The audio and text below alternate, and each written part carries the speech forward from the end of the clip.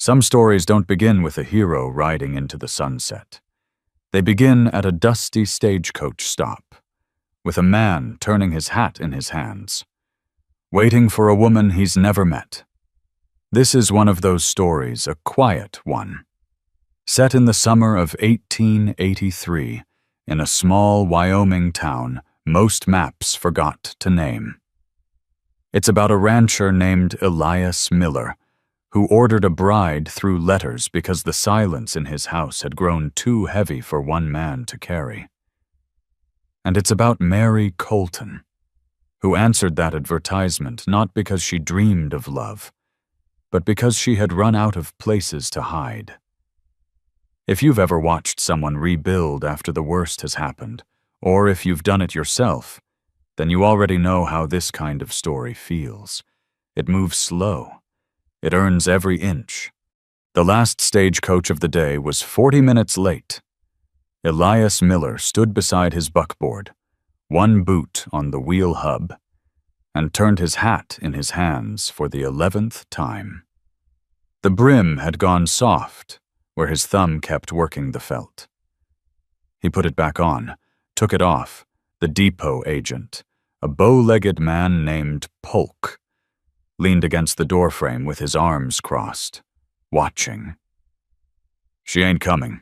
You keep fiddling with that hat," Polk said. "Mind your business. Polk, I'm just saying, a man wants to make a good impression. He ought to quit sweating through his Sunday shirt before the lady even gets here." Elias looked down. A dark half-moon of sweat had spread beneath each arm. He tugged his vest closed and said nothing. The letter was in his breast pocket.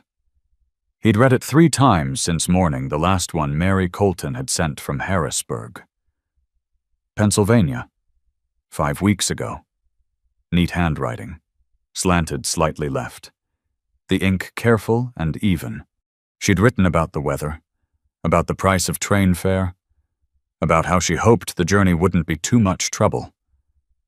That last line still sat wrong in his chest. "I will be no trouble to you." "Mr. Miller, who writes that to a man she's about to marry?" "Not, I look forward to meeting you." "Not, I hope we'll get along." Just, "I will be no trouble," like she was apologizing for arriving. He folded the letter back into his pocket and squinted down the road. Heat shimmered above the packed dirt. A red-tailed hawk circled once over the depot roof and drifted south. Then dust, a brown column of it rising beyond the ridge, and the faint rattle of iron wheels on hard pan. "There she is," Polk said, and pushed off the doorframe. The coach came in hard, the driver hauling back on the reins with both hands, the 4 horses blowing and stamping. Dust swirled up and Elias stepped back, pulling his bandana over his nose. The driver, a thick-armed man named Guthrie, who ran the Cheyenne to Sheridan line, jumped down and spat into the dirt. "Running late," Guthrie said, as if anyone needed telling. He reached under the seat and tossed a brown envelope onto the depot bench. "That's from her folks. They was real particular I handed over." Elias looked at the envelope, then at the coach door. It opened from inside. A hand appeared, first small, knuckles white around the door edge, and then a woman stepped down onto the iron footplate and onto the ground. She was younger than he'd expected, 25, maybe 26, though the way she held herself added years, shoulders drawn in, chin tucked, eyes fixed on the toes of her lace-up boots. She wore a calico dress that had been washed past its original color, and she carried a leather valise with one clasp missing, the other green with tarnish. She gripped the remaining handle with both hands, the valise pressed against her hip like a shield. Then she looked up. The bruise covered most of her left cheekbone. Purple-black at the center, fading to yellow-green at the edges. The size of a man's thumb knuckle, not fresh 4, maybe 5 days old, but unmistakable. Someone had hit her, someone right-handed, from the angle of it, and someone who hadn't held back. Elias felt the muscles in his jaw tighten. He made himself breathe. He picked up the brown envelope from the bench. No return address. He tore it open. Inside, a single sheet of cheap paper. The handwriting nothing like Mary's. This was heavy. Slanting. Careless. 6 words. She's your problem now.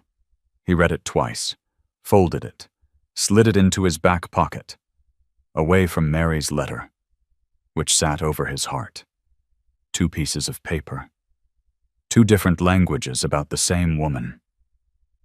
Miss Colton. She flinched, just barely a tightening around the eyes. A half step back, but he saw it. He made his voice slower, lower, the way he talked to the young mare he'd been breaking last spring, the one that spooked at shadows. I'm Elias Miller. He gestured toward the buckboard. Got a bit of a ride to the ranch, but the road's not bad this time of year. You must be tired from all that traveling. She looked at him, not at his face, but at his hands. Checking. He recognized what she was doing because he'd seen the mare do the same thing, measuring the distance between herself and the nearest threat. Let me take that for you, he said, and reached slowly for the valise. Her fingers tightened on the handle, then released. He set the valise in the back of the buckboard and offered his hand to help her up. She didn't take it. She climbed up on her own, gripping the seat rail, and settled herself on the far end of the bench. Her back was straight as a fence post, her hands folded on her lap, one on top of the other, covering the knuckles. Elias climbed up the other side, took the reins, clicked his tongue.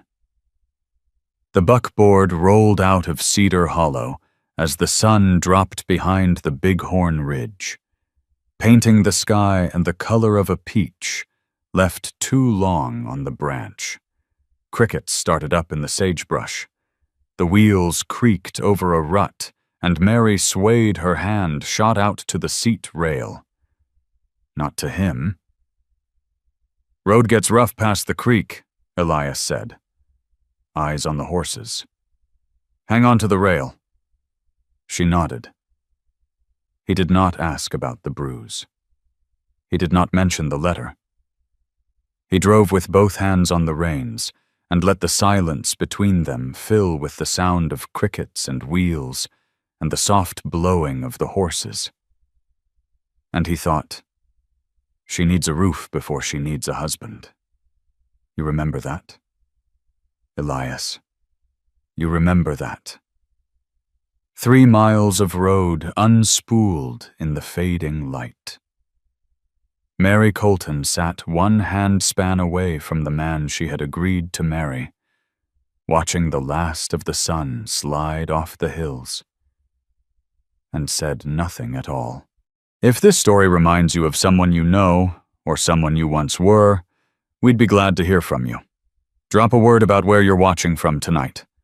Good company makes any porch feel wider. The ranch house was smaller than she'd pictured. 1 story. Plank walls gone silver from weather. A porch with 2 steps, and a roof that sagged in the middle like a tired spine. Somebody had swept the porch recently. The broom marks still showed in the dust, but they'd missed the corners. Elias set her valise on the porch and opened the front door. It swung inward without a sound. Oiled hinges. She noticed that. This way, he said, and stepped aside to let her pass first. The front room was kitchen and sitting room together. A cast-iron cook stove against the far wall. A rough-cut table with 2 chairs. A hutch with 5 plates and 4 cups. A Bible on the bottom shelf. Its spine cracked and soft. Everything clean in a way that suggested effort rather than habit. The table wiped, but the grain still dark with old stains.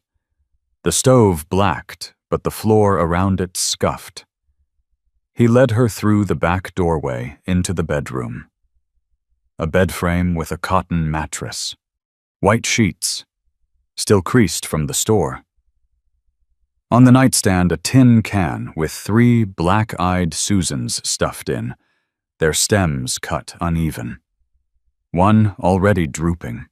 Mary looked at the flowers, then at the window, then at the iron bolt on the inside of the door.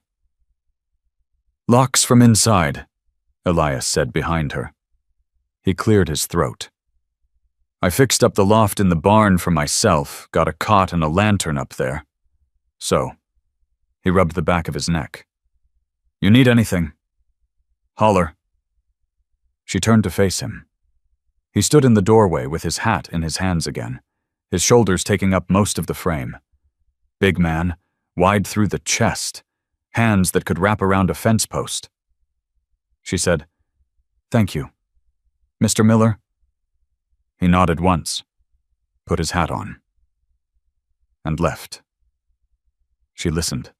Boot steps across the front room, the plank door groaning on its leather hinges, steps on the porch. Then off it the sound changing from wood to packed dirt, crossing the yard, the barn door creaking open, then shut, quiet. Mary sat on the edge of the bed. The mattress gave under her weight, the rope springs groaning. She pressed her palms flat against the sheets. Cool cotton. She could smell the sizing in it new, stiff, bought for her. She stood up and walked to the door. Her fingers found the bolt. Cold iron under her thumb. She slid it home. Click. The sound filled the room the way a match fills a dark hallway. She stood there with her hand on the bolt. Breathing. Through the window, past the flour sack curtain. A faint glow his lantern. Up in the barn loft. He was really out there. She sat down in the rocking chair by the window. It tilted one leg shorter than the rest, and she caught herself on the sill. The chair creaked under her. Uneven. Listing to the right like a boat with a slow leak. Outside, the lantern burned steady. Inside, Mary Colton sat in the dark behind a locked door in a stranger's house in a territory she couldn't find on a map 3 months ago.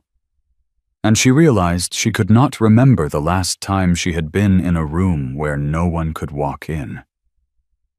Her throat tightened. She pressed her fist against her mouth. The rocking chair creaked, the crickets sang.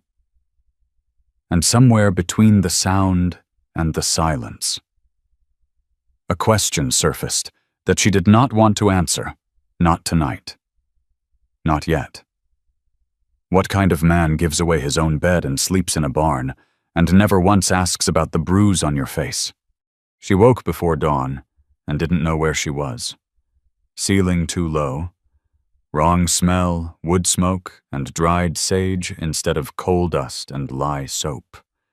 No sound of her brother's boots on the stairs.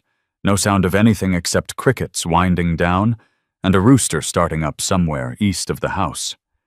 Then she remembered.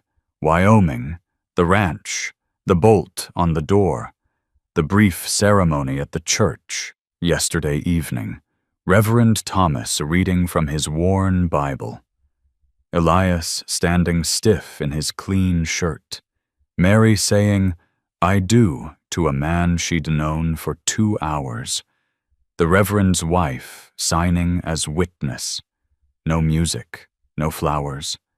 Just words and a signature, and then the buckboard ride home in the dark. Mary lay still and let the room come into focus. Gray light through the flour sack curtain. The tin can of black-eyed Susans on the nightstand. 2 of them drooping now. The rocking chair by the window, tilting on its short leg.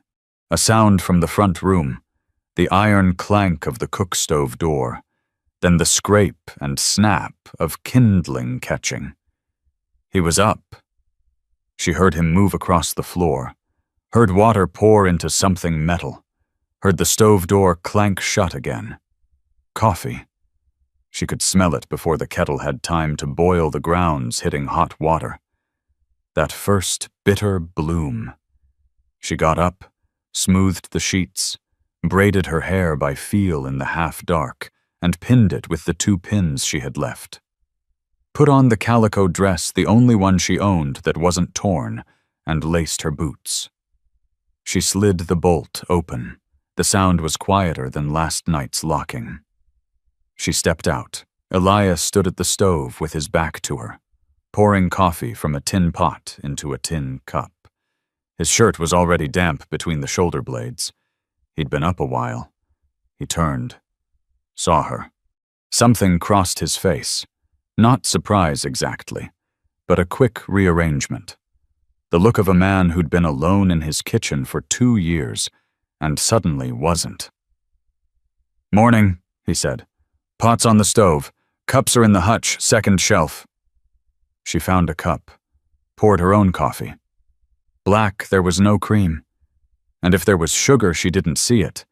The cup was hot enough to sting her palms, and she held it with both hands anyway. Elias walked out to the porch. She heard the boards creak under him. Then nothing. He'd sat down. Mary stood in the kitchen alone. The stove ticked as the fire settled. Through the open door she could see his back broad. Still, his elbows on his knees, the cup cradled low. She walked out and sat on the top step. 3 steps below him. The wood was cool through her skirt.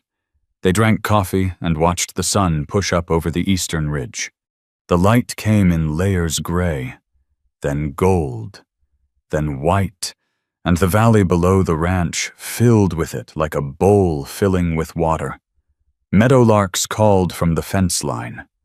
The horses moved in the corral, their hooves soft on packed dirt. Neither of them spoke. It was the quietest breakfast Mary had ever had. And the strangest, because the silence wasn't the kind she knew. The kind that meant someone was deciding what to do with you. This was just silence. The ordinary kind. The kind between 2 people who had nothing they needed to say yet. Elias finished his coffee, set the cup on the step, and stood. "I'll be at the corral if you need me. Fence needs mending on the south side." He pulled his hat down and walked across the yard. Mary stayed on the porch. She watched him pump water from the well, the handle screeching with each stroke, and carry 2 full buckets to the horse trough. She watched him check the corral fence, testing each post with a shake. One wobbled. He marked it with a strip of cloth and moved on. She watched him split kindling behind the barn, the axe rising and falling in an easy rhythm, the wood popping apart clean. He worked the way some men breathe steady, unself-conscious, without looking up to see if anyone was watching. That afternoon, he came into the kitchen carrying short lengths of oak and a draw knife. He sat at the table and shaved 1 piece down, turning it, measuring it against his thumb. He didn't say what it was for. Mary washed the coffee cups and swept the front room and didn't ask. The next morning, the rocking chair in her room stood level, 4 legs on the floor, no wobble, no listing. The new leg was pale, fresh-cut oak, the grain still white against 3 dark ones worn smooth by years of use. She sat in it, rocked once, twice.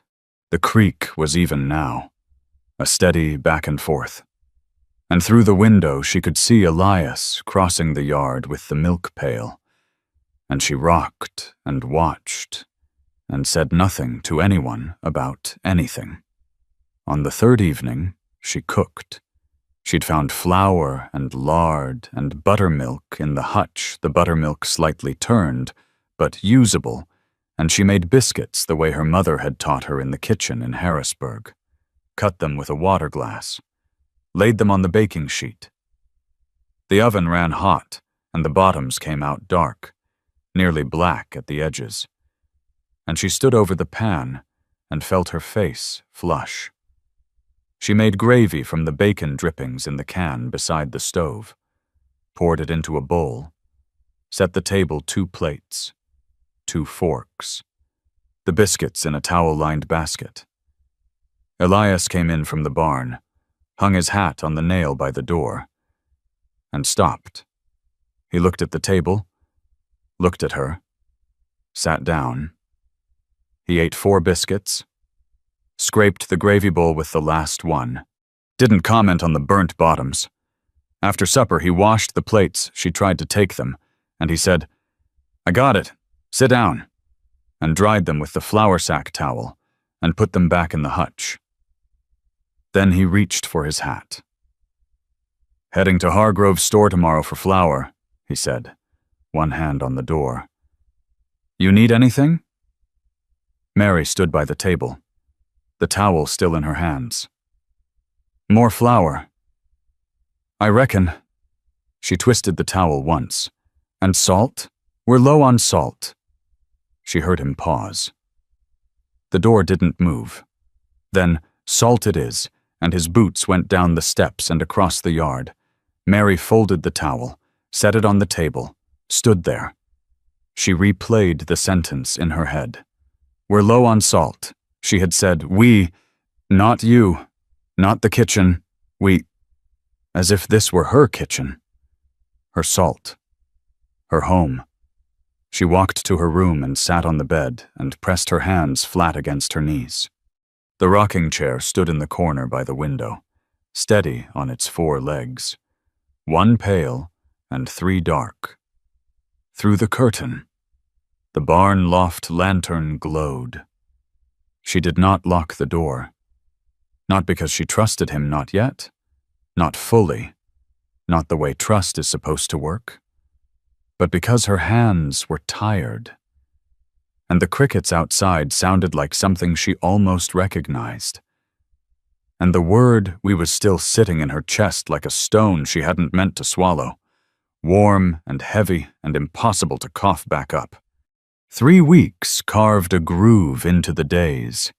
Mary learned the rhythm the way a body learns a new bed, not all at once, but in pieces, waking each morning a little less startled by the rooster, a little more certain of which floorboard creaked outside her door. Coffee at dawn. Elias gone to the corral by the time the sun cleared the ridge. The cook stove cooling while she swept, then heating again when she started supper. His boots on the porch at dusk. Always the same 2 heavy steps. The scrape of soles on the edge board. The hat going up on the nail. She cooked. He ate. They sat on the porch with their coffee and watched whatever the sky was doing. And most nights the only words between them were about weather or the garden or whether the bay mare's hoof was healing right. It was enough. It was more than enough. On a Tuesday, she'd started counting days by the garden, not the calendar. And Tuesday was the day the green beans needed picking. Elias came around the side of the house with a bushel basket and set it at the end of the row. "Beans are ready," he said. "You want, I can show you which ones to pull." Mary knelt at the near end of the row. The dirt was warm through her skirt, still holding the morning sun. Elias knelt 3 feet away, at the next plant, and reached into the tangle of leaves. "You're looking for the ones about this long." He held up a bean between his thumb and finger 4 inches. Firm. No bulge from the seeds inside. "If they're lumpy, leave 'em. Those went too far." She nodded, reached in. The leaves were rough against her wrists, the stems sticky with something that smelled green and sharp. She snapped a bean off and held it up. "That's the one," he said. They worked down the row in silence. The sun climbed. Sweat gathered at her hairline and ran down her temple. The basket filled a slow, satisfying sound, each bean landing with a soft tap against the others. Somewhere in the pasture, a meadowlark called 3 notes and stopped. Elias reached across to pull a bean she'd missed, low on the vine. His hand brushed hers. Mary jerked back, fast, the way you pull away from a hot stove before thinking, before deciding, the body making the choice on its own. Her hand went to her chest, and she knelt there, breathing through her nose, staring at the dirt between her knees. Elias didn't look at her. He stood up, slow, and walked to the next row of the tomatoes and crouched down beside a plant heavy with green fruit. "Tomatoes are coming in good this year," he said, his voice the same as before, steady and flat, as if nothing had happened. "Might have enough to put some up. You ever done any canning?" Her heart was hammering against her fist. She made herself breathe, in, out. The dirt smelled like iron and rain. "Some," she said. "My mother put up tomatoes every August." "Well then," he turned a tomato over in his hand, checking the underside. "We'll have more than we know what to do with. Come a few weeks." Mary looked at her own hand, the one he'd touched. The knuckles were dirty, the nails trimmed short, the skin across the back starting to brown from the sun. Just a hand. Nobody's weapon. She picked up another bean and snapped it off the vine. That evening, after supper, Elias didn't go straight to the barn. She heard him moving in the front room, the scrape of something being lifted off a shelf. A soft breath blown across metal, and then the plank door groaned open, and his boots went down the steps and across the yard. But they stopped before the barn. The porch. He was on the porch. Then came a sound she didn't recognize. A thin, reedy note, wavering, followed by another lower, steadier. A melody, if you could call it that. Simple. Slow. The kind of tune a man plays when he's not trying to play anything in particular, just pressing his mouth against brass and seeing what comes out. Harmonica. She'd seen it sitting on the barn shelf 3 weeks ago when she'd gone to fetch the egg basket, a small brass thing. Tarnished. Gathering dust. He must have walked past it every night climbing up to his cot. 3 weeks of looking at it before picking it up. Mary stood at the cook stove, a dish rag in her hand, and listened. The notes wandered no song she knew, no pattern she could follow. He missed a high note, and the sound cracked, and he found it again. Lower, and kept going. She hung the rag on the stove handle, walked to her room, stood at the window. The curtain was drawn, the flour sack cloth hanging limp in the still air. Through it she could see the shape of him on the porch step, elbows on his knees, the harmonica small and dark in his hands. She reached up and pushed the window open. The night came in. Warm air, sage-heavy, carrying the harmonica and the crickets and the smell of the pasture grass drying in the dark. She stood there and let it come. He played for maybe 10 minutes, maybe less. The tune got slower, then stopped. She heard him tap the harmonica against his palm, clearing the spit, and then his boots going across the yard to the barn. Mary closed the window. Not all the way. She left a 2-inch gap at the bottom. and she went to bed with the night air moving across the sill. The next evening, she baked a rhubarb pie. The rhubarb grew wild along the fence line she'd spotted the thick red stalks 2 weeks ago and had been eyeing them since, waiting until she trusted the oven enough to try. She cut the stalks, chopped them, mixed them with sugar and a pinch of flour for thickening. The crust she made from lard and cold water, rolling it out on the floured table with a glass jar because there was no rolling pin. It came out rough at the edges, uneven, but it held together. The filling bubbled through a crack in the top, and the smell filled the kitchen tart and sweet. The sugar browning at the edges. She set it on the table next to the beans and cornbread. Elias ate his plate clean. Then he ate a second slice of pie, scraping the dish with his fork. He set the fork down and looked at the empty dish with an expression she couldn't quite read. Something between surprise and the absence of it. "You much of a reader," he said. The question came from nowhere. Mary set down her fork. "What do you mean, books, reading? You do much of it." She turned her coffee cup in her hands. "I used to teach children back home, little ones, letters, mostly, how to sound out words." The cup was warm. She pressed her thumbs against it. "Before things got—" She stopped. The sentence hung there between them like a thread pulled from a hem visible. Fragile. Leading somewhere she wasn't ready to go. Elias picked up his fork again, though the dish was empty, and turned it over on the table. "Old Martha Hargrove's been griping about her grandkids," he said. "Tommy's 9 and can't spell worth a lick. Whole town's the same, from what I hear." He set the fork down, picked up his coffee. "Somebody ought to do something about that. I reckon." He drank. Didn't look at her. Mary sat very still.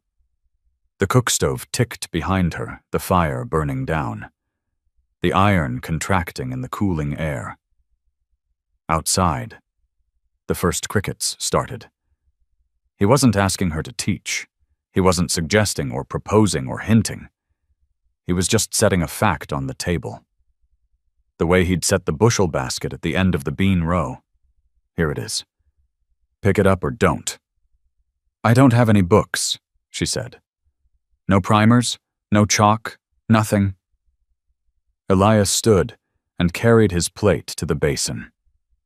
"Hargrove's store's got a little bit of everything. We could look."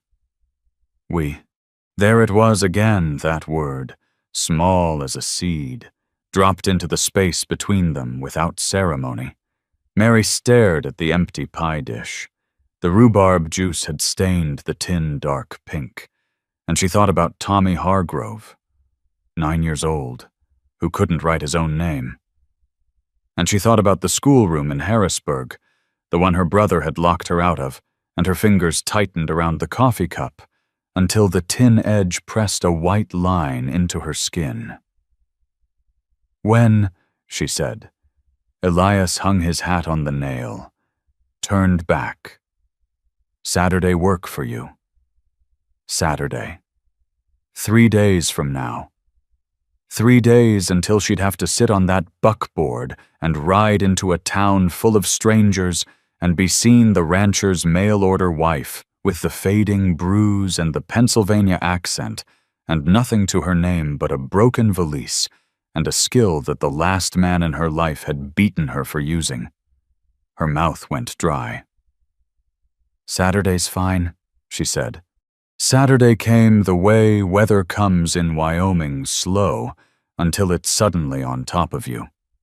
Mary dressed in the calico, the faded one, the only one that didn't have a mend across the bodice. She braided her hair tighter than usual, pinned it twice, checked it with her fingers. The bruise on her cheekbone had faded to a faint yellow-green. Barely visible, unless you were looking.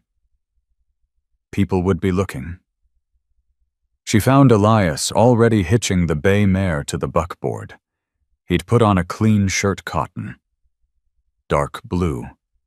The collar pressed with what she suspected was a hot pan lid, because no man living alone owned a flat iron. His boots were brushed. His hat was the same. "Ready," he said. She climbed up, gripped the seat rail with both hands. The road to Cedar Hollow ran 4 miles through open grassland, then dropped into a shallow valley where the creek cut through cottonwood and scrub willow. The morning was already hot, the air dry and bright. The kind of heat that pressed against your skin like warm cloth. Grasshoppers jumped ahead of the wheels. Dust rose behind them and hung in the still air. Mary didn't speak for the first 2 miles. Her jaw was clenched so tight her back teeth ached. She loosened it, clenched again. Her hands on the rail were white at the knuckles. Elias drove with one hand on the reins, the other resting on his knee. He didn't fill the silence, didn't whistle or hum or make conversation about the heat. He just drove, and let her sit with whatever was happening inside her. Cedar Hollow appeared around a bend, a single street of plank front buildings, most of them unpainted, a few whitewashed. Hargrove's general store on the left, its porch stacked with barrels and crates. The post office window beside it, the American flag hanging limp above the door. A blacksmith's shop with its doors thrown open. The anvil quiet this morning. A white clapboard church at the far end, its steeple barely taller than the cottonwoods behind it. And behind the church, set back from the road, a building Mary hadn't expected.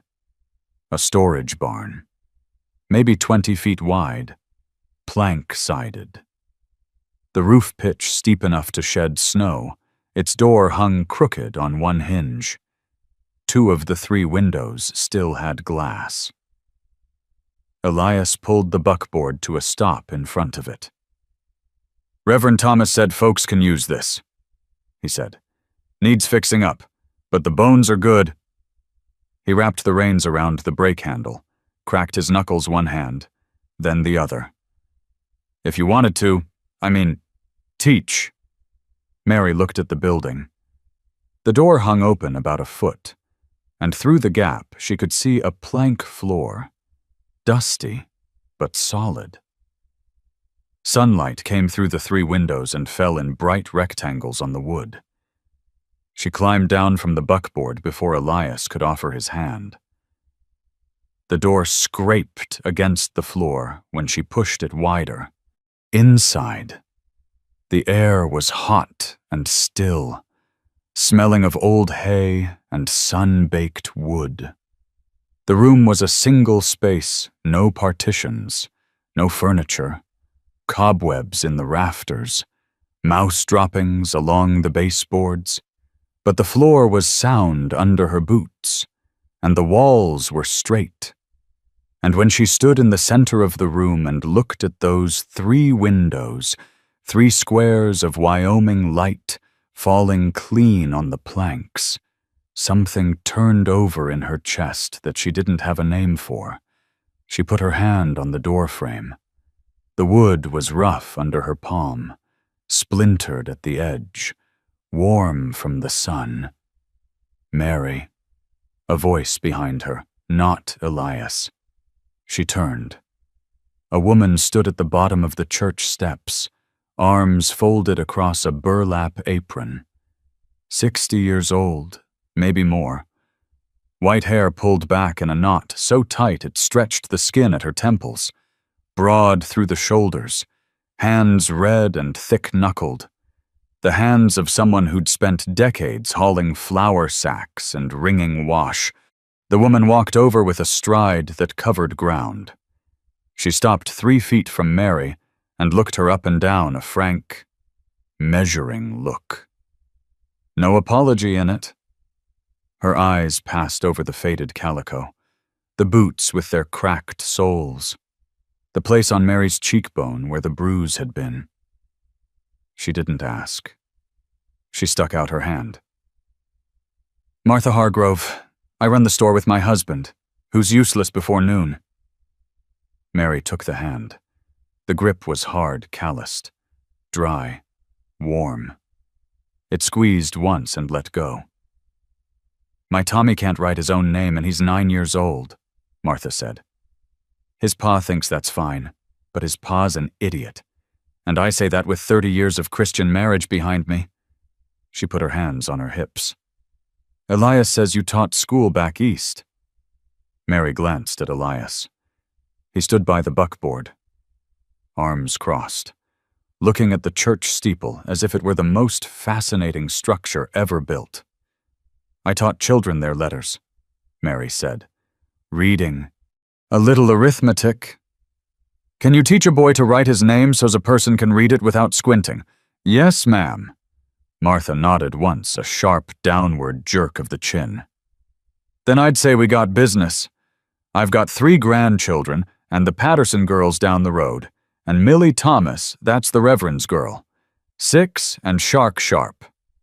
She looked at the barn behind Mary. "Place needs work. I'll get my 2 grandsons and the Patterson boy to help me haul it out. Give us a couple weeks and we'll have it right." Mary opened her mouth, closed it. She looked at the old storage barn behind her, the dust, the cobwebs, the mouse droppings, the 3 windows full of light. "It would need a board," she said. "Something to write on. And chalk. The board. Elias can handle. Man's got more lumber than sense." Martha said it loud enough for Elias to hear. He didn't turn from his study of the steeple, but his jaw shifted. Martha looked at Mary again. Softer this time, or not softer exactly, but steadier. The way you look at something you've decided about. "2 weeks from Monday," Martha said. "That's when we open. You just bring yourself." She turned and walked back toward the store, her boots striking the packed dirt in a rhythm that suggested she'd already moved on to the next task in her head. Mary stood in the doorway of the barn. Her hand was still on the frame. She could feel her own pulse in her fingertips, pressed against the rough wood. On the ride home, she was quiet for the first mile. The buckboard creaked over the creek bridge, 2 logs and a plank, the water low and clear underneath, and the cottonwoods threw shifting shadows across them. Then, without looking at Elias, "I'd need chalk, a slate board, and a McGuffey's, if you can find one." She paused. Her hands were in her lap now, fingers laced, squeezing. "And I don't have a proper dress for teaching. I mean, the calico's too faded." Elias kept his eyes on the road. "Hargrove's got calico by the yard. Blue, I think." He shifted the reins to one hand. "We'll figure it." Mary watched the road unspool ahead of them, the ruts and the dust and the grassland rolling out to the bighorns. She unlaced her fingers, laced them again. She'd asked for things. Chalk, and a slate, and a book, and fabric for a dress. She'd asked a man she'd known for less than a month for things she needed. And he hadn't flinched. Hadn't asked what it would cost. Hadn't said, "We'll see," in that voice she knew the voice that meant no. He'd said, "We'll figure it," the way you'd say it about a fence post that needed replacing or a leak in the roof. Just a thing to be handled, together. The buckboard rolled past the last line of cottonwoods and out into open grass, and the sun hit them full and hot. And Mary Colton sat on that bench and felt something she hadn't felt since the last time she'd stood in front of a classroom in Harrisburg, a pull forward. A direction. The terrifying, specific weight of being needed by someone other than the people who'd told her what she was. She pressed her palms flat on her thighs and stared straight ahead. And she did not let herself think about what had happened the last time she'd tried to teach. Because if she thought about that, about Dale's hand on the schoolroom door, about the lock turning from the outside, about the 3 days before someone let her out, she would not get on this buckboard 2 weeks from Monday, and she was going to get on this buckboard 2 weeks from Monday. The schoolhouse opened on a Monday in the first week of August, and by the second week, Mary had 5 students and a routine she could feel in her bones. She rang the bell at 8, the small brass one Martha had lent from the store counter, until a proper one could be found, and the children came. Tommy Hargrove, 9, red-haired, big-eared, who held his chalk like a weapon and wrote with his tongue between his teeth. The Patterson sisters, Agnes, 10, and Ruth, 7, who walked 2 miles from the ranch south of the creek and arrived every morning with dust on their hems and wildflowers in their fists. Samuel Wick, the blacksmith's boy, 11, shy, who sat in the back and drew horses on his slate when he thought she wasn't looking. And Millie Thomas, the Reverend's daughter, 6 years old, who could already read the first 3 chapters of the McGuffies and raised her hand before Mary finished asking the question. The schoolroom still smelled of old hay, but the floor was swept clean and the cobwebs were gone, and Elias had built a writing board from pine planks. Sanded smooth and painted black with a mixture of lamp soot and linseed oil.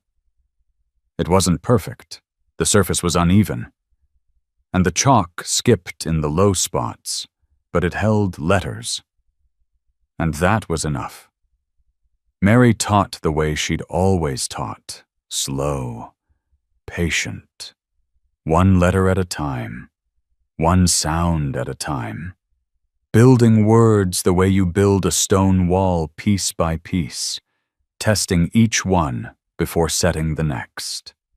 She made Tommy trace his name on the slate 20 times before letting him try the board. She had the Patterson girls read aloud to each other, taking turns, correcting gently. She let Samuel draw his horses and then asked him to label the parts: mane, hoof, tail, bridle, and watched his spelling improve without him noticing. On Thursday of the second week, Millie wrote a poem, 4 lines, crooked on the slate, the letters uneven. The sun is hot, the dirt is dry. My cat sleeps on the step, and so do I. Mary read it twice. She read it a 3rd time. She set the slate down on the desk and pressed her fingers against her mouth and made a sound that startled her, a short, involuntary thing. Half breath and half something else. Not quite a laugh. Close enough. She told Elias about it that evening, sitting on the porch with their coffee. The sun was going down behind the bighorns, and the light was the color of warm honey, and the crickets were just starting. She's 6, Mary said. 6 years old, and she wrote a poem about her cat. My cat sleeps on the step, and so do I. She shook her head. I read it 3 times, and I still don't know why it made me. She stopped, pressed her lips together. It just did. Elias was pulling his boots off, working the left one loose with the toe of the right. He looked at her a quick glance, sideways, the kind a man gives when he's seen something and isn't sure he's allowed to have seen it, and then looked down at his boot. Sounds like the girl's got a head on her shoulders, he said. She does. She's sharper than most adults I've met, and I include myself in that. He got the boot off, set it beside the step, started on the other one. You're doing a good thing, Mary. She turned the cup in her hands. The coffee was cooling. She took a sip and it was lukewarm and bitter, and she drank it anyway. "I'm doing the only thing I know how to do," she said. He didn't answer that.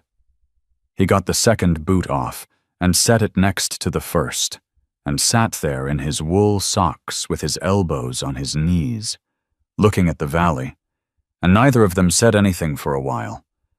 And it was fine. The letter came on a Friday. Mary was at Hargrove's store buying chalk. She went through it fast, the children pressing too hard, snapping the sticks in half, and Martha was wrapping the box in brown paper when she paused. Almost forgot. She reached under the counter and pulled out an envelope. Brown paper. No return address. The handwriting on the front was heavy, slanting, careless, a hand that pressed too hard on the pen. That didn't care about neatness. Mary knew that handwriting the way she knew the sound of boots on stairs. She took the envelope. "Thank you. Mrs. Hargrove."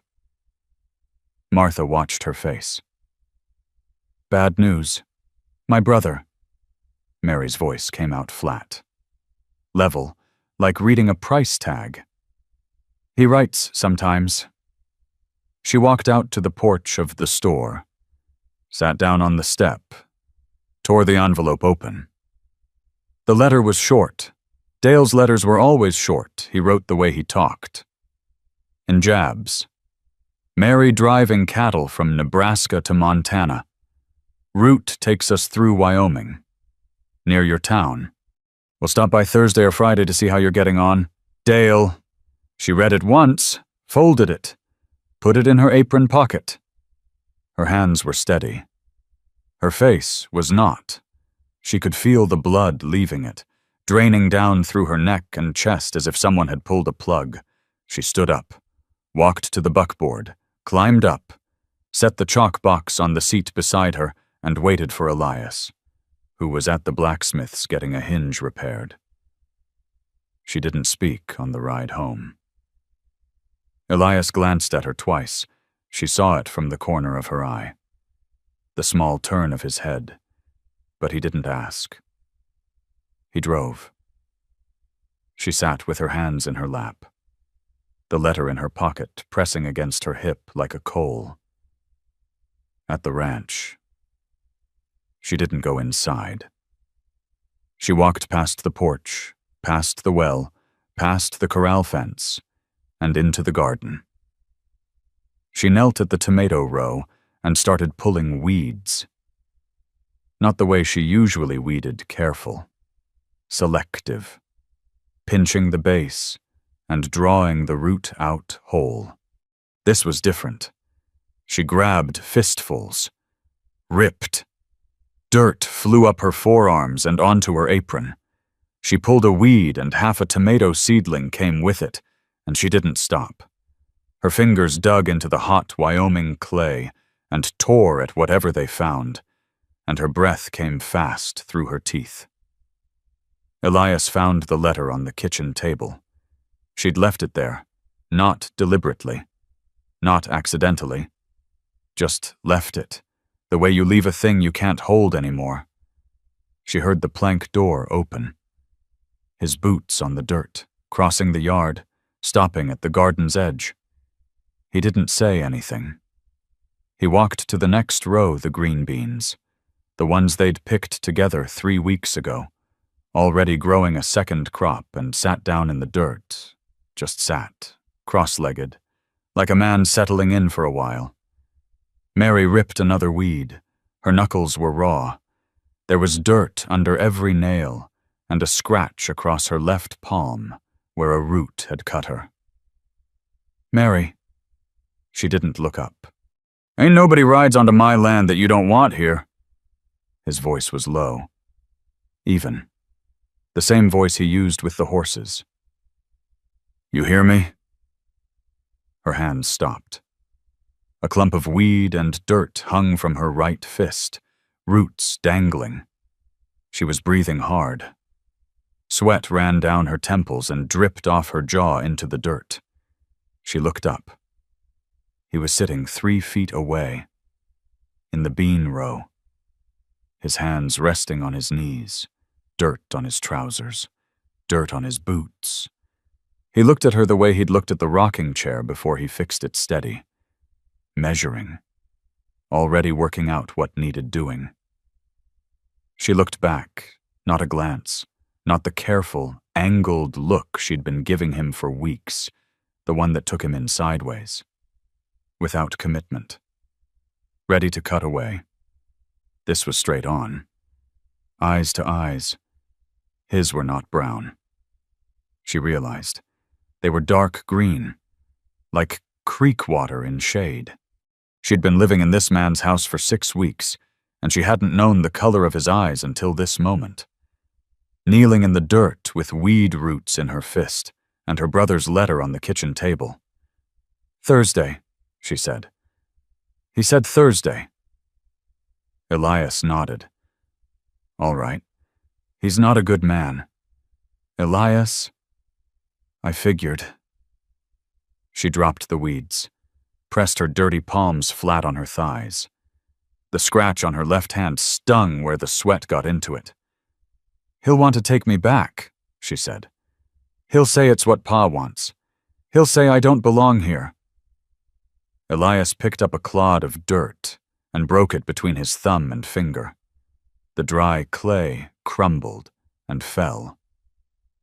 "Do you," he said, "belong here?" The question sat in the air between them. The tomato plants rustled in a breeze she couldn't feel. A horsefly circled her head, and she didn't swat it.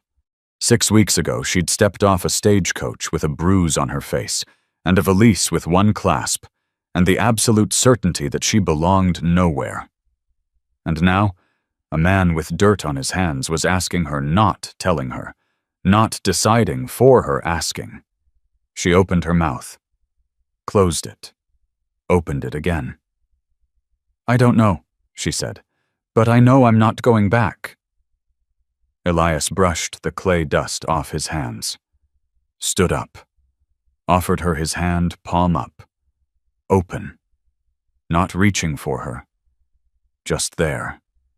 She looked at it, looked at him, she took it. His grip was firm and dry and warm, and he pulled her to her feet and let go the moment she had her balance. And they stood in the garden with 6 inches of August air between them and the sun dropping fast behind the mountains.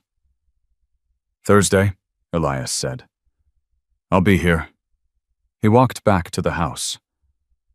She heard the plank door close, heard him moving in the kitchen, the stove door, the water pump, the sounds of a man starting supper because the woman who usually cooked was standing in the garden with dirt on her hands and a question in her chest that she couldn't answer yet, but that she'd heard, and that she would keep hearing. Through every hour between now and Thursday. "Do you belong here?"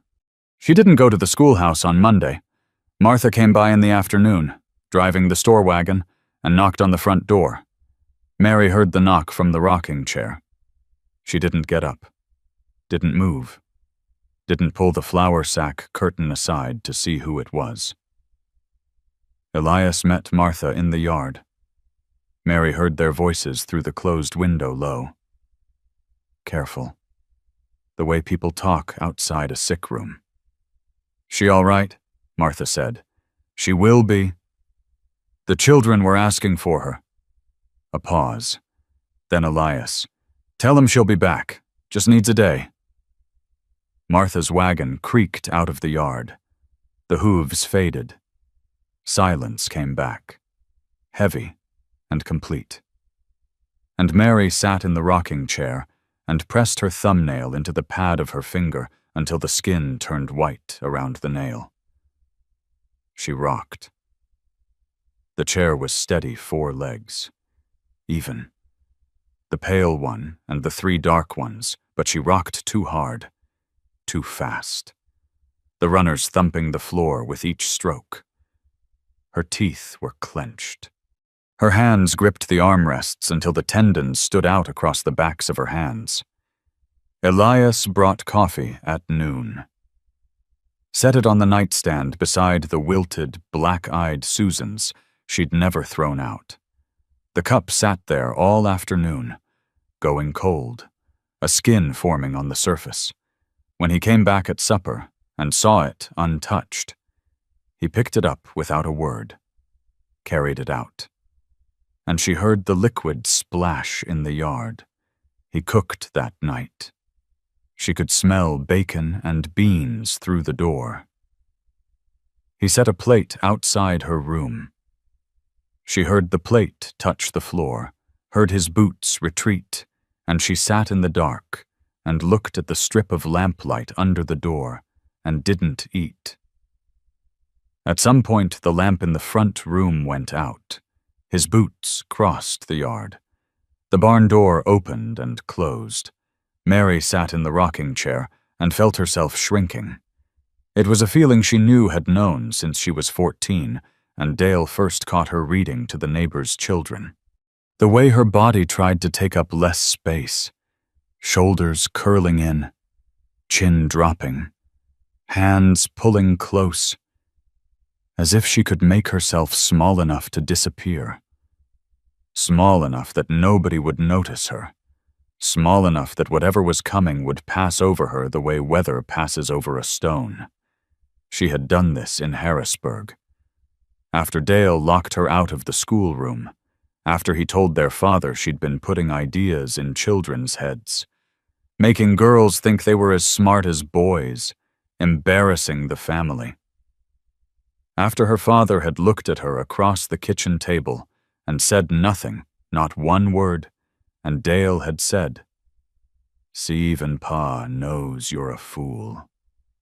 And she had sat in her room that night the same way she was sitting now, rocking, shrinking, becoming the thing they told her she was.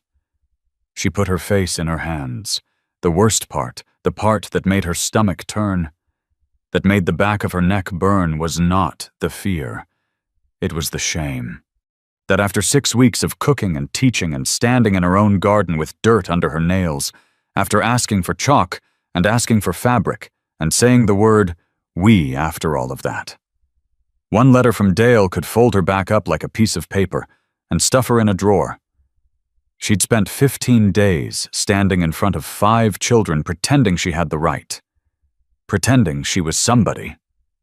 And all it took was a few lines of Dale's handwriting to remind her that she was the same woman who'd been locked in a schoolroom for 3 days, who'd sat on the floor with her back against the door and her bladder aching because there was no chamber pot, and she'd held it until she couldn't. And the stain on her skirt, when they finally let her out, that stain, the smell of it, the way Dale's wife had looked at her and then looked away, that was who she was. Not the woman in the blue calico, not the teacher, the woman with the stain. Her throat closed. She bent forward, elbows on her knees, and pressed her forehead against her fists. Her breath came in short pulls through her teeth. Not crying, she wouldn't cry. She'd stopped crying the day she got on the train in Harrisburg, but something underneath crying. The dry, airless place below tears, where the body just clenches and holds. The bolt was locked. She'd slid it home that afternoon without thinking her hand had found it, the way a tongue finds a sore tooth. She stayed like that a long time. Then she stood up and walked to the bedroom door and pressed her forehead against the wood and started talking. Not loud, not to anyone, just talking. The way you talk to yourself in an empty room when the silence gets too heavy to carry alone. I taught 6 children in Harrisburg. 6. The youngest was 5, and she learned to read Psalms by Christmas. Her voice was flat, low, each word stepping over something sharp. Dale found out. He said I was making a fool of myself. Making a fool of him. He said a girl who reads more than her brother is a girl who don't respect her family. She pressed her hands flat against the door. The grain of the oak was rough under her palms. I told him he was wrong. I said those children needed someone, and I was someone, and I wasn't going to stop. Her fingers curled against the wood. He locked the schoolroom, took the key, told the children's parents I wasn't right in the head, that I had spells. A breath, another, 3 days before anyone came, 3 days in that room. She stopped. Her forehead was still on the door. The wood was warm from her skin. On the other side, the floorboards creaked, once, then the soft sound of a body settling sitting down, back against wood. He must have come back from the barn. She hadn't heard him. She didn't know how long he'd been there. "I'm right here," Elias said. 3 words. Through oak, that was all. Mary slid down the door until she was sitting on the floor, her back against the same wood he was leaning on, 2 inches between them. She pulled her knees up and wrapped her arms around them and pressed her spine against the door. The crickets sang outside. The sound came through the window gap, the gap that had been open every night since the harmonica, and it filled the space where words weren't. They sat like that. Long enough for the crickets to go quiet and start again. Long enough for the moon to shift the light across the floor. Long enough for her heartbeat to slow from her throat back down to her chest, where it belonged. At some point, she heard his knees crack as he stood. His boots crossed the front room. The plank door opened and closed. His steps crossed the yard to the barn. Mary sat on the floor with her back against the door and stared at the moonlight on the boards. Then she got up. Slow. The way you get up when your body is very heavy, and you have to convince each part separately. She stood in the dark room and pressed her hands flat against her stomach and breathed. She walked to the hook behind the door where the blue calico dress hung the teaching dress, the one Martha had sewn on her machine at the back of the store. She took it off the hook and laid it on the bed. She lay down next to it and closed her eyes and did not sleep. But she stayed there. And when the rooster crowed and the gray light came through the curtain, she got up and put it on. She braided her hair, pinned it, laced her boots. Her hands shook a fine tremor, the kind that lives in the fingertips, and she laced them anyway, pulling the knots tight. She opened the door. Elias was at the stove, coffee poured, biscuits in the oven. He looked at her, at the blue dress, at the braid, at the swollen skin around her eyes, and whatever he saw. He didn't comment on it. "Biscuits be ready in 10 minutes, he said. "You got time." Mary sat at the table and wrapped her hands around the hot coffee cup and held it against her chest. The heat spread through the tin into her palms, into her wrists. Her fingers were still trembling. The coffee surface shivered. "I'm going to the schoolhouse," she said. Elias opened the oven and checked the biscuits, closed it. "I know," he said. "And 2 days from now, Dale Colton would ride up that road and stand at the fence and look at his sister with those flat, measuring eyes, and Mary would have to decide with chalk still under her fingernails and her hands still shaking whether she was the woman he'd locked in a room in Harrisburg, or the woman sitting at this table in a blue dress who had just gotten up off a floor and opened a door all by herself. He came on a Thursday, late morning, when the sun was already high enough to press the shadows flat against the ground. Elias was mending the south fence, replacing the split rail that the bay mare had leaned through last week when he heard the hoofbeats on the road. Single rider, unhurried. The sound carried across the flat grass the way sound does in Wyoming when there's nothing between you and the horizon but air. He set the hammer down on the fence post and straightened, wiped his hands on his trousers. watched the road. The rider came around the bend from the direction of Cedar Hollow. A big man on a sorrel gelding, sitting heavy in the saddle, one hand on the reins and the other resting on his thigh, wide through the shoulders, red-faced from sun, or drink, or both. His hat sat pushed back on his head, cocky, careless, and as he got closer, Elias could see the family resemblance. The jaw, the set of the eyes, the way the mouth held itself in a shape that looked like a smile, but wasn't. Dale Colton reined up at the fence line and looked at the ranch the way a man looks at a horse. He's thinking about buying slow, calculating, adding things up. Well, now, Dale said. He pushed his hat back another inch. This is a nice little spread. Mary always did have a knack for landing somewhere soft. Elias put his hand on the top of the fence post. The wood was sun-warm under his palm. He didn't move to open the gate. Didn't step forward. "Help you with something," Elias said.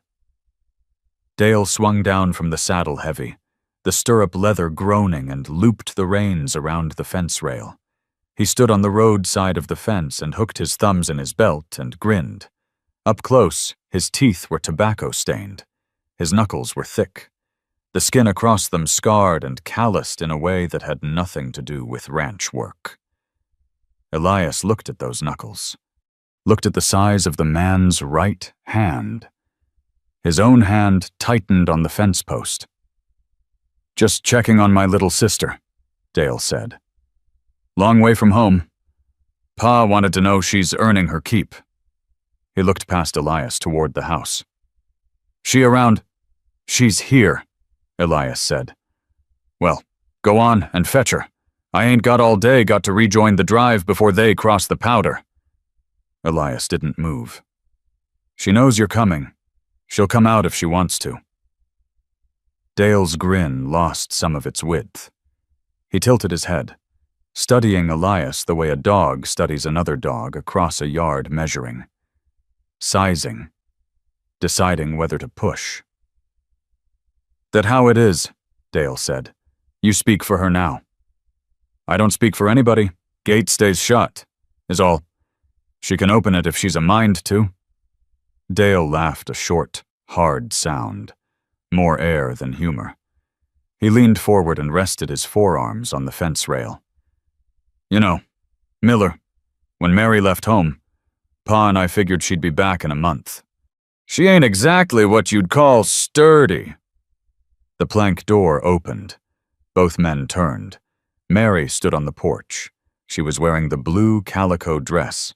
Her hair was braided and pinned. Her hands hung at her sides, not balled, not gripping, just hanging there, loose and deliberate, as if she'd thought carefully about what to do with them and chosen nothing. She came down the 3 steps, crossed the yard. Her boots crunched on the dry dirt. Elias watched her walk the way she kept her chin level, not lifted in defiance and not dropped in surrender, just level, the way you carry a thing that's full to the brim and can't afford to spill. She walked past him, close enough that her sleeve brushed his arm. She stopped at the fence, on the yard side, 2 feet from her brother. Dale looked at her the way he'd looked at the ranch that same appraising sweep, head to boots and back up. His eyes stopped at her left cheekbone, where the bruise had been. And something moved across his face, not guilt, but a flicker of recognition. The way a man glances at a mark he left on someone else's wall.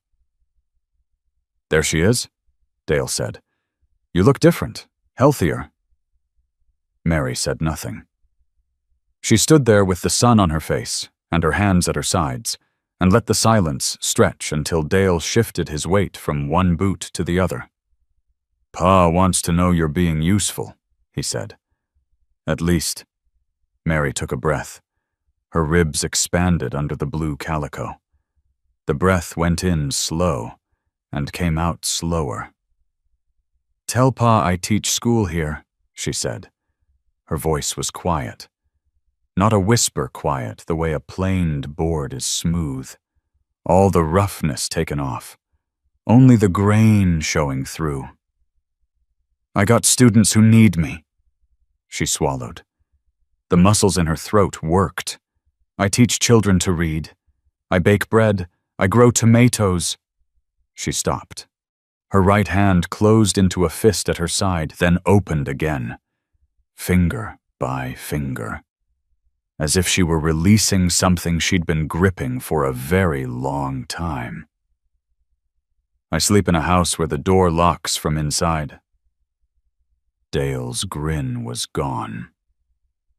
He stood with his arms on the fence rail and looked at his sister with an expression that had gone flat and still. Mary's voice wavered on the last part, a tremor at the edge. Like a wire plucked too hard, but she held his eyes. "I ain't his to worry about," she said. "Not anymore." The yard was quiet. A horsefly buzzed around Dale's sorrel. Somewhere behind the barn, the meadowlark called its 3 notes.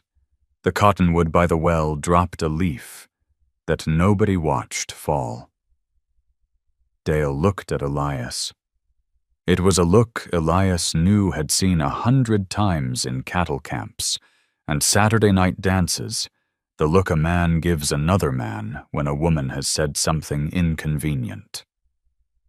The silent appeal. "You understand. She don't mean it." Elias looked back at him. Didn't nod. Didn't shrug. Didn't offer the easy alliance of a shared glance. "Lady's said her piece," Elias said. Dale's jaw worked. The muscles at the hinge bunched and released. He straightened up from the fence rail and looked at Mary again, a longer look this time. Harder. The kind of look that in another place, at another time, would have come with a hand. But he was standing on the wrong side of a fence, on another man's land, and the woman in front of him was standing straight, and the man behind her had not moved, but also had not looked away. And something in the geometry of it, the fence, the yard, the distance kept Dale's hands where they were. He spat tobacco juice into the dirt, brown streak on dry ground. "Suit yourself, Mary." He unwrapped the reins from the rail, put his foot in the stirrup, swung up heavy, the saddle creaking. Then he stopped, looked back over his shoulder, not at Mary, at Elias. "She'll tire you out," Dale said. His voice had lost the grin. It was flat now. Stripped. "She tires everybody out. You'll see." He turned the sorrel's head toward the road. Then, to the air, to nobody. "Pa'll hear about all this." He kicked the sorrel into a trot. Dust rose behind him. The hoofbeats faded, steady and diminishing. And Mary stood at the fence and watched until the dust settled and the road was empty, and there was nothing left of Dale Colton but the brown tobacco stain drying in the dirt. Her shoulders started to shake. It began small, a tremor between her neck and shoulder, the muscles jumping under the calico, and then it moved down her arms to her hands, which were still at her sides, and her fingers trembled, and her knees softened, and she reached for the fence rail and missed it. Elias stepped forward. Not fast 2 steps, measured. The way he'd cross a stall toward a horse that was about to go down, and his hand found her shoulder. His palm against the blue fabric, his fingers resting light on the curve of bone beneath. She didn't pull away. Her knees gave, and she sagged against the fence, one hand finding the rail now, gripping it, and Elias's hand stayed on her shoulder, not pulling, not turning her toward him, just there. The weight of a hand, the warmth of a palm, the specific fact of another person choosing not to leave. Mary pressed her forehead against the fence rail. The wood was hot from the sun. She could smell the cedar of the split rails, and the dust of the road, and the faint, sour trace of Dale's tobacco spit. And she pressed her forehead into the wood until the grain bit into her skin. She'd said it. She'd stood in front of him and opened her mouth, and the words had come out not perfect, not fierce, not the way they would in a story, but out, into the air, where he could hear them and she could hear them, and neither of them could pretend they hadn't been said. She breathed against the fence rail. The shaking slowed. Elias's hand was still on her shoulder, and she could feel the calluses on his palm through the thin cotton. Each one a small, rough point of heat. She straightened up. Not all the way her back ached from the tension, from holding herself so rigid but enough to take her own weight. She turned her head and looked at him, and his face was close, closer than it had ever been, and she could see the lines around his eyes and the place where his jaw was still clenched and his irises dark green. Like creek water over stones, the same color she'd seen in the garden. "He'll tell Pa I've gone crazy," she said. Her voice was rough, used up. Elias's hand slid off her shoulder. He stepped back, gave her the space. "Let him tell what he wants," he said. Mary looked down at the tobacco stain in the dirt, already drying to nothing in the heat. In an hour, it would be dust again, and Dale would be 10 miles east with the cattle drive, and the fence would still be standing, and the schoolhouse would still need sweeping Monday morning. She let go of the rail, stood on her own feet. The trembling had stopped. Her hands were steady. And somewhere behind the exhaustion, behind the ache in her jaw and the salt sting in her eyes, a question was forming, not about Dale, not about the past, but about the man standing 3 feet away, who had kept his hand on a fence post and let her fight her own fight, and caught her when her knees buckled, and who was now looking at her with an expression she had never once in her life seen directed at her by anyone, the look of a person who was not surprised by what she'd done, who had been waiting for it the way you wait for something you planted to finally break through the dirt. What do you do with a man like that? A week passed. The tobacco stain in the dirt washed away with Tuesday's rain, and nobody mentioned Dale Colton's name again, except Martha Hargrove, who said it once, on Wednesday morning, standing on the store porch with her arms crossed. "Heard your brother rode through town Thursday," she said. "Stopped at the smithy to water his horse. Didn't care for the look of him." She uncrossed her arms and handed Mary the box of chalk she'd come for. "You all right?" "I'm all right, Mrs. Hargrove." Martha studied her face the way she studied a bolt of fabric looking for flaws, finding them, deciding they were livable. She nodded once and went back inside. 3 new students came that week. The Doyle boy from the ranch north of the creek, 11, embarrassed about sitting with younger children, but his mother had driven him there in the wagon and he wasn't about to argue with her in front of people. A girl named Sarah, whose family had just arrived from Missouri, still living out of the covered wagon parked behind the livery, and the blacksmith's younger daughter, who was 8 and already knew her letters, but wanted to learn sums because her father couldn't help her, and she'd heard the teacher could. 8 children. Mary counted them each morning when they filed through the door, and each morning the number held, and each morning it surprised her. Martha brought the bell on Friday. She carried it in both hands, a brass school bell, small enough to sit in a palm, polished until it caught the light. She climbed the steps of the schoolhouse and held it out. "Every proper school needs a bell," Martha said. "This one was my mother's. She taught in Columbus before the war, 30 years in one classroom. Rang this thing every morning at 8 sharp. Drove the neighbors half out of their minds." She turned the bell over. On the underside, scratched into the brass with something sharp, a pin, maybe, or a nail, were the initials E.R.H. Eleanor Ruth Hargrove. Tough old bird. You'd have liked her. Mary took the bell. The brass was warm from Martha's hands, heavy for its size.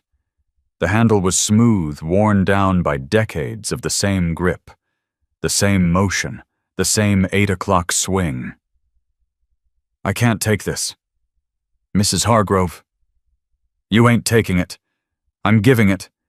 There's a difference, and at my age I know which is which." Mary closed her fingers around the handle. She tied it with a leather cord to the nail above the schoolhouse door. Rang it once. The sound went out across the flat, bright, thin, clean, and bounced off the church wall, and came back softer. And Tommy Hargrove came running from behind the store with his slate under his arm, and his shirt untucked, and his face split wide with the kind of grin that only belongs to a boy who is running toward something. That afternoon, riding home in the buckboard, Mary told Elias about Tommy. "He wrote his name today," she said. The buckboard jolted over a rut, and she caught the rail and kept talking. "The whole thing, start to finish. THOMAS. He's been working on it all week. The H gave him fits. He kept making it look like a chair, but today he got it. He held up his slate and his face just—" She searched for the word. The buckboard wheels creaked. A red-tailed hawk circled above the pasture. Riding a thermal, tilting on one wing, Elias kept his eyes on the road. Lit up. Mary turned and looked at him. He was squinting against the late sun, the lines around his eyes deep, his jaw slack for once, not clenched, not working, just resting. "Yeah," she said. "Lit up." The buckboard rolled on. The road curved past the creek and the cottonwoods threw long shadows across the ruts. Mary sat on the bench and watched the shadows slide under the wheels, and she shifted her weight slightly. An inch to the left, and her shoulder was closer to his. Not touching. A hand's width apart, instead of a forearm's length. She left it there. Elias didn't move away. Didn't move closer. He drove with one hand on the reins and the other resting on his knee. And the warmth between them was the sun and the August air and something else. Something without a name that neither of them reached for. At the ranch. They sat on the porch, 2 cups, 2 chairs the ladder back he'd dragged from the barn last week and rewoven the seat with rawhide strips. Set beside the one that had always been there. The coffee was strong and black. She'd learned to make it the way he drank it, thick enough to stand a spoon in, and he'd never asked her to, and she'd never said she had. "Martha's mother taught for 30 years, Mary said. "Same classroom." Elias blew across his coffee. "That a fact. 30 years, 1 room, 1 bell." She turned the cup in her hands. "I can't even think past next Monday." "Monday's plenty," he said. "Monday's all you need." The meadowlarks sang their evening calls. The horses shuffled in the corral. From far-off miles, maybe came the low sound of cattle moving, thinning out across the grassland until it was less a sound than a feeling in the chest. Mary put her cup on the porch rail. "Elias," Thank you. For the schoolhouse. The fabric. Standing at that fence. He drank his coffee. Set the cup on the step between his boots. You stood at the fence. I just happened to be nearby. That's not true. Close enough. The dark came on. Stars appeared, first one, then a handful, then the whole spill of them across the sky. More stars than she'd ever seen in Pennsylvania, where the coal smoke smudged the night into a low gray ceiling. She sat with her hands in her lap and looked at them and thought about the Sunday mornings she'd spent in the Harrisburg church, staring up at the painted ceiling that was supposed to look like heaven, and how it hadn't looked like anything. This did. This sky. Right here. With the sage smell and the cricket sound, and the man beside her who was pulling his boots off one at a time. This was what that painted ceiling was trying to be. Elias went to the barn. Mary washed the cups, swept the kitchen, banked the stove. She stood in the front room and looked at the 2 chairs on the porch through the open doorway, side by side in the starlight. And she looked at the hutch, 5 plates and 5 cups now. Because she'd bought one at Martha's store last week and set it on the shelf without mentioning it, and Elias had noticed and said nothing. She went to her room, took the quilt from the cedar chest at the foot of the bed patchwork, blue and white triangles, hand-stitched, old. Somebody's mother or grandmother had cut those pieces and sewn them by lamplight, and the stitching was tight, and the fabric was soft from years of washing, and it smelled like cedar and lavender soap, and the flour that got into everything in this house. She carried it across the yard. The barn was dark, except for the lantern glow from the loft. She knocked on the door 2 knocks. Light, with her knuckle. Yeah. His voice came from above, muffled.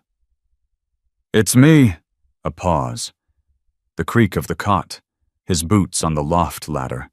He appeared in the barn doorway, shirt sleeves rolled. No hat, his hair pressed flat on one side from the pillow. Mary held out the quilt. Nights get cool, she said. Even in summer. Out here in the barn. I mean... Elias looked at the quilt, then at her. The lantern light from the loft came down through the hatch and caught the side of his face, one eye lit. One in shadow. He reached out and took the quilt. His fingers brushed hers on the folded edge. She didn't pull back. Thank you. Mary, he said. Her name without miss or ma'am, just the name. 2 syllables. The way you say the name of a person you know. She nodded. Turned to go. Got 3 steps across the yard. Mary. She stopped, looked back. He stood in the barn door with the quilt against his chest, the blue and white triangles bright against his dark shirt. That rocking chair, he said. The one with the bad leg. What about it? I'm glad I fixed it. She looked at him. His face was serious the way it always was, but something at the corner of his mouth moved, not a smile, the ghost of one, the place where a smile would be if he ever let it finish. You're a terrible liar. Elias Miller, she said. Those biscuits were burnt, and you know it. Never said a word about biscuits. You were thinking it. Can't prove that. She stood in the yard with the stars above her, and the dirt cool under her boots, and she felt her own mouth do something it hadn't done in a long time. Pull sideways. Just barely, just at the corner. A motion so small that in the dark he probably couldn't see it. She went inside, left the door unlatched, the plank door resting against the frame. The night air moving through the gap. In the barn. Elias climbed to the loft, unfolded the quilt, spread it over the cot. The fabric smelled like lavender and flower and the cedar chest it had lived in. He lay down and pulled it to his chest, and the weight settled over him not heavy, just present, the way a hand rests on a shoulder. He turned the lantern down. The barn went dark except for the starlight through the loft window. Across the yard, the kitchen lamp still burned a warm yellow square in the dark face of the house, and through the open door he could see the shape of the kitchen. The table, the 2 chairs pushed in, the hutch with its 5 plates and 5 cups. 5 cups. 2 chairs on the porch, a bell above a schoolhouse door. The lamp went out. The house settled into darkness. The door stayed unlatched. The quilt smelled like lavender. The crickets sang the same song they'd sung the night she arrived on the last stagecoach of the day, with a bruise on her face, and a valise with 1 clasp, and a letter that said, "She's your problem now." She was not his problem. She was not anyone's problem. She was a woman who taught children to write their names, and baked rhubarb pie, and said "we" when she meant the salt, and left the door unlatched when she meant something she wasn't ready to say out loud. The moon came up over the pasture, white blue on the grass. The crickets sang, and in the morning there would be coffee, 2 cups, and the sound of her boots on the kitchen floor before dawn. That feeling sitting in your chest right now, the quiet one. The one that doesn't have a clean name, let it stay a moment. It's familiar, isn't it? The kind of weight you carry after watching someone do a simple, decent thing for another person, and realizing how rare that is, and how much it costs, and how little it asks in return. Many of us have stood on one side of a door like that. Some of us have sat on the other. We've folded quilts for people we didn't know how to talk to yet.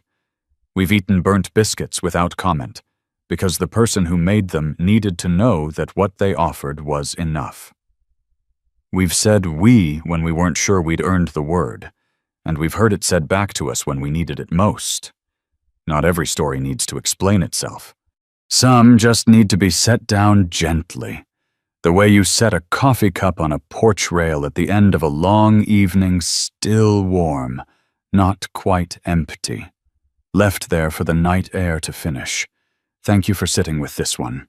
It was good to have your company.